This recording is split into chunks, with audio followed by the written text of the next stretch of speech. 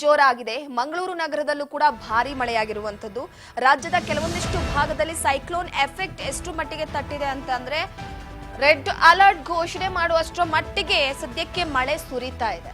ಭಾರಿ ಮಳೆಯಿಂದ ಮಂಗಳೂರು ನಗರದಲ್ಲಿ ಎಲ್ಲಾ ರಸ್ತೆಗಳು ಕೂಡ ನದಿಯಂತಾಗಿವೆ. ವಾಹನ ಸವಾರರು ಪರದಾಡುವಂತಹ ಪರಿಸ್ಥಿತಿ ಈಗ ಉಂಟಾಗಿರುವಂಥದ್ದು.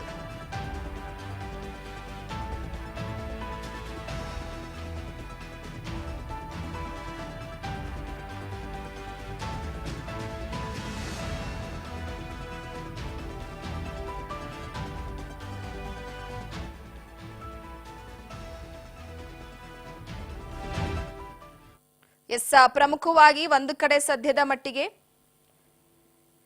ಮಂಗಳೂರಿನಲ್ಲೂ ಕೂಡ ಮಳೆಯ ಅವಾಂತರ ಜೋರಾಗಿದೆ. ಸೊ ಈ ಹಿನ್ನೆಲೆಯಲ್ಲಿ ಅಲ್ಲಿರುವಂತಹ ಜನರ ಪರಿಸ್ಥಿತಿ ಕೂಡ ಸದ್ಯಕ್ಕೆ ಅಸ್ತವ್ಯಸ್ತವಾಗಿದೆ.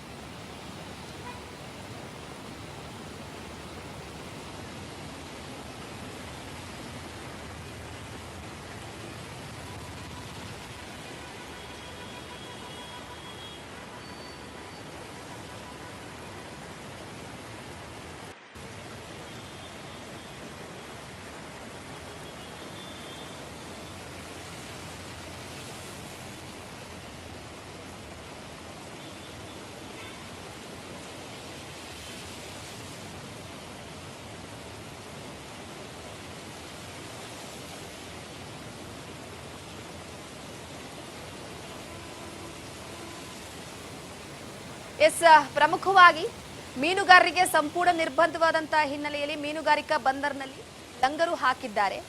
ನೂರಾರು ಬೋಟ್ ಮಂಗಳೂರು ಸ್ಟೇಟ್ ಬ್ಯಾಂಕ್ ಬಳಿ ಇರುವಂಥದ್ದು ಮೀನುಗಾರರ ಬಂದರು.